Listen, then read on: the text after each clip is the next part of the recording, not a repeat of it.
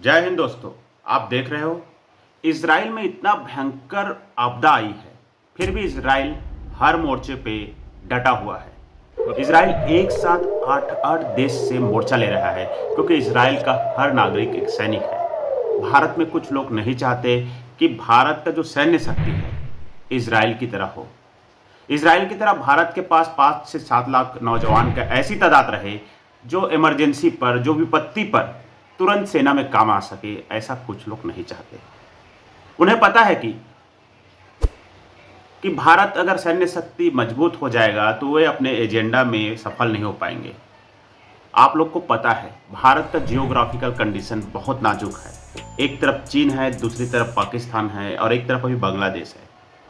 और न जाने कितने अलगाववादी, नक्सलाइट या कितने ऐसे संगठन हैं जो देश विरोधी है, जो बाहर से फंडेड है और देश के विरुद्ध में काम करते हैं। तो भारत कई तरह से दुश्मन से घिरा हुआ है।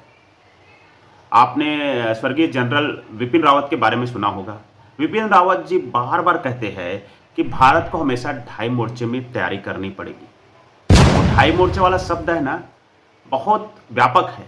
अगर आपको समझना चाहोगे तो देखिए, वो ढाई मोर्चा वाले बात विपिन रावत इसलिए करते थे क्योंकि एक मोर्चा चीन के साथ लड़ने में लगेगा, एक मोर्चा पाकिस्तान के साथ लड़ने में लगेगा और आधा मोर्चा हमारा देश के अंदर रह रहे लोगों के साथ लड़ने में लगेगा, जो देश विरोधी ताकतें है, जो नक्सलाइट है, अलगाववादी संगठन है, जो खालिस्तान के मांग कर रहे हैं, या ऐसे संगठन जो एजेंडा चला रहे हैं, उनसे भी आधा मोर्चा तो लगेगा। इसलिए जनरल विपिन रावत बार बार कहते थे कि भारत को हमेशा ढाई मोर्चे की तैयारी करनी पड़ेगी।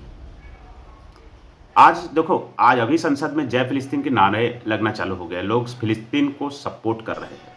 मैं भारत हूं, मैं भारत का नागरिक हूं, भारतीय हूं, तो मेरा सपोर्ट हमेशा भारत को ही होगा। मैं फिलिस्तीन या इजराइल को सपोर्ट नहीं करूंगा।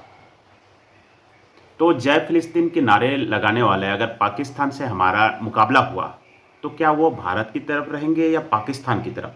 तो कई बार क्या होता है, जब देश से ऊपर जो लोग मजहब को समझते हैं, वो देश के लिए नहीं हो सकते। भारत ने अग्निवीर योजना इसलिए लाई ताकि जरूरत पड़ने पे 4 से 5 लाख या 8 लाख ऐसे ट्रेंड युवा मिल सके जो सेना में काम आ सके।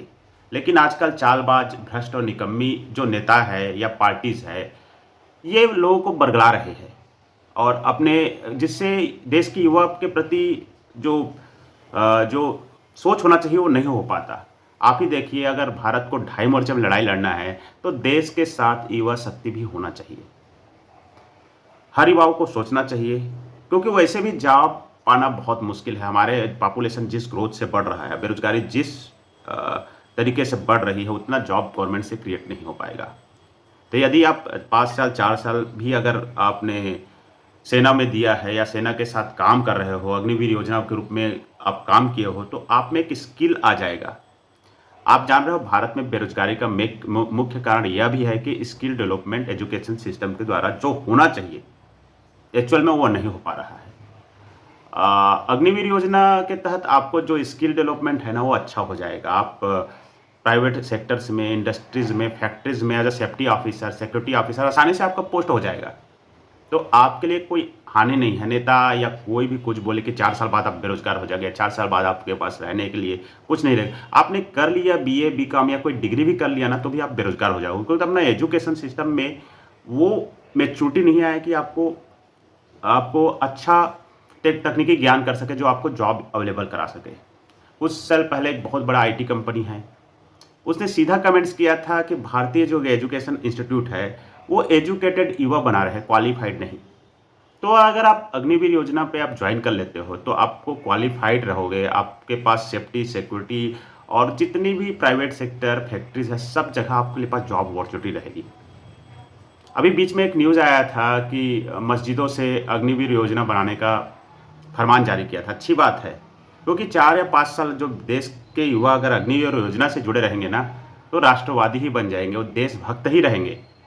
तो चाहे वो मस्जिद से निकले, चाहे मंदिर से निकले, एटलीस्ट आपको अग्निवीर बनना चाहिए। अगर आपको लगता है कि आपके अंदर शौर्य या शक्ति है, आप देश के काम आ सकते हो, और तकनीकी रूप से अगर आपको लगता है कि जॉब पाना बहुत मुश्किल है, क्योंकि बेरोजगारी बढ़ते रहेगी, क्योंकि जिस तरीके से हम जनसंख्या वृद्धि कर रहे हैं ना, आने वाले समय में और बेरोज़गारी बढ़ेगी, महँगाई बढ़ेगी। तो आपके लिए अग्निवीर जो योजना है एक वरदान है। हाँ, कुछ कमी हो सकती है और कुछ बहुत सारी सीमित दायरे भी हो सकते हैं। बट कोई भी योजना आती है ना, जो बड़े स्तर पे काम करती है, उसमें कंटिन्यूअल इम्प्रूवमेंट होता है। एक बार में कोई एकदम सफल योजना नहीं आ जाती। आपका फीडबैक आ रहा है, राहुल जी का फीडबैक आया, तो केंद्र सरकार ने कुछ अच्छा इम्प्रूवमेंट किया। ये प्रोसेस चलता रहेगा। आशा करता हूँ कि वीडियो अच्छा लगा होगा। जय हिंद, जय भारत।